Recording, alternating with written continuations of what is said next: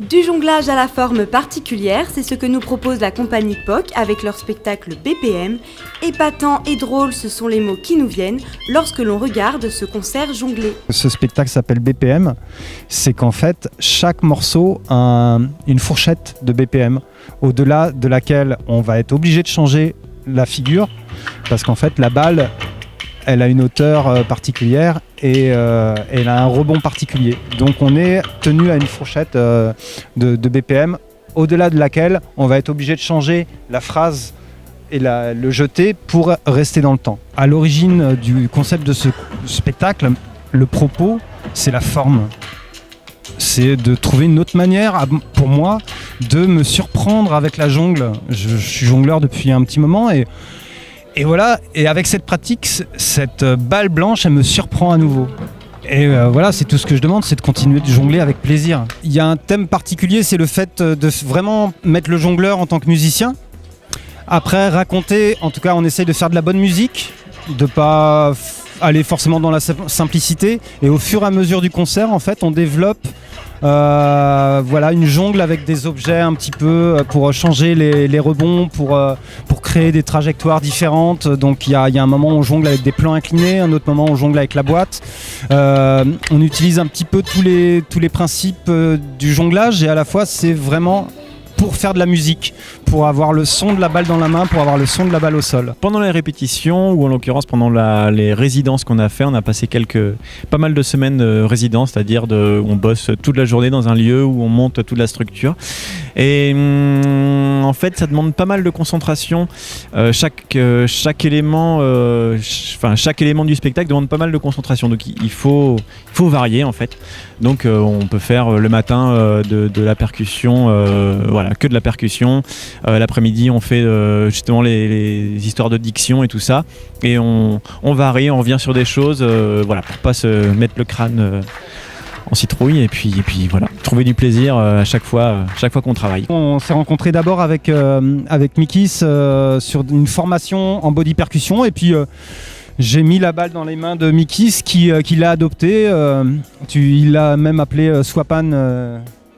Swapan, c'est le nom d'un maître indien en tabla. Et on a commencé à développer cette pratique de body percussion jonglée, la body ball. On travaille du coup maintenant avec Guillaume qui vient avec voilà, il arrive entier et on le prend comme il est. Et c'est un bonheur incroyable, voilà. Ah si, t'es super. C'est pas facile d'arriver dans un couple déjà. Hein. Pour pas mal de morceaux, il y avait déjà la base de percussion corporelle body ball. Donc moi j'ai essayé de trouver comment mettre en musique ça en m'inspirant bien sûr des rythmes et comment faire en sorte que ça soit cohérent, qu'il n'y en ait pas un qui passe au-dessus de l'autre. L'un soit au service de l'autre en fait. Et donc qu'est-ce qui commence, c'est plutôt là dans ce spectacle, c'est plutôt la body percussion qui a été et puis voilà. Mais après il peut y aussi y avoir des moments de musique qui les font partir sur autre chose et puis du coup ça se crée au fur et à mesure aussi. À chaque fois que Guillaume intervient, il a aussi des petites choses qui viennent nous faire prendre conscience de ce qu'on fait. Quand il y a des erreurs, en général on rebondit dessus. Enfin, on essaye de s'en servir pour créer un rapport avec le public ou entre nous. Ça nous met un petit peu en fragilité et c'est bien, on aime bien ça. Il y a une histoire d'aléatoire, il y a la balle, une fois qu'elle est lâchée, elle fait sa vie, quoi. Si on la jette trop haut, eh ben, on n'est plus dans le temps ou alors on doit récupérer, mais du coup on perd du temps à redescendre. Enfin bref, il y a une acceptation de l'erreur qu'on n'a pas en musique. Par exemple, en musique, il n'y a pas dans un groupe le mec qui fait un gros pain, ça passe pas du tout. Avec la jongle, c'est pas pareil. Sur le choix de la musique, le moment Love Boat qu'on appelle dans le morceau du funk, c'est un moment où voilà, on quitte les balles, on crée vraiment une petite bulle où on a deux personnages voilà, qui se rencontrent et puis après s'être un petit peu fâchés sur le morceau d'avant. oui, c'est ça, se retrouve. Se retrouve. Et voilà, du coup, on s'est adapté aussi à la longueur du petit moment Barry White et voilà, ça nous a fait aussi rire et ça nous redonne envie de continuer d'aller trouver des petites choses comme ça qui nous, avant de faire rire le public, nous font rire nous. Il y a des choses contentes, des choses qui arrivent par erreur, il y a des choses qui sont écrites, qui fonctionnent directement. Et parfois c'est compliqué d'être tous les trois au plateau et de pas voir ce que ça donne. Après voilà, il y a quand même un travail sur la partition qui peut fonctionner aussi rien qu'avec des regards, des trajectoires de regard, des mouvements de tête, des choses comme ça qui sont calées dans le temps et qui créent une mécanique burlesque en fait où il n'y a pas vraiment besoin pratiquement d'avoir un sentiment. Il y a des moments qui sont aussi sur l'émotion ou sur le visuel, mettre la musique en image. Je pense au moment de la boîte, avec les nappes de son qu'envoie Guillaume. Moi, ça me nourrit. Alors, je ne sais pas quel effet ça fait au public. En tout cas, ça me permet vraiment de placer, pour le coup, le jongleur en tant que musicien. J'ai l'impression que dans cette boîte, où je répète les phrases en boucle, il y a quelque chose de résonnant, de martelant.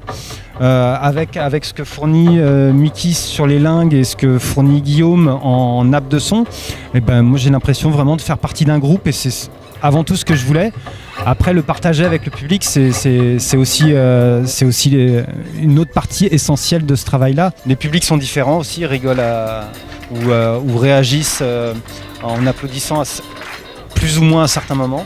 C'est du spectacle vivant. On adapte aussi notre façon de jouer au public qui est devant nous.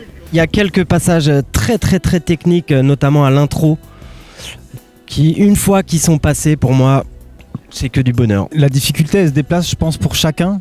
Pour moi, ça a été de travailler sur des rythmes en 5 temps, sur des rythmes en 12 temps, sur des rythmes en 7 temps, sur d'écriture du Conacol, par exemple du hip-hop.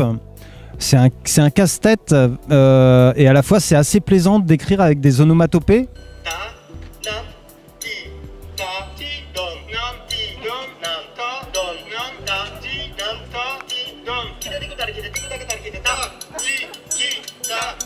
C'est de la musique indienne, c'est des onomatopées d'Inde du Sud, du Conacol ça s'appelle.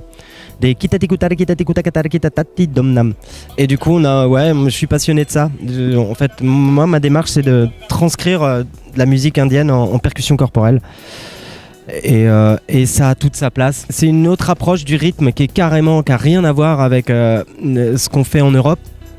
Et non, donc c'était pas de l'impro, c'est écrit et c'est du par cœur et de l'addiction. Body percussion, rythmique et onomatopée sont donc au cœur de la jungle avec BPM qui ne cesse de nous surprendre du début à la fin.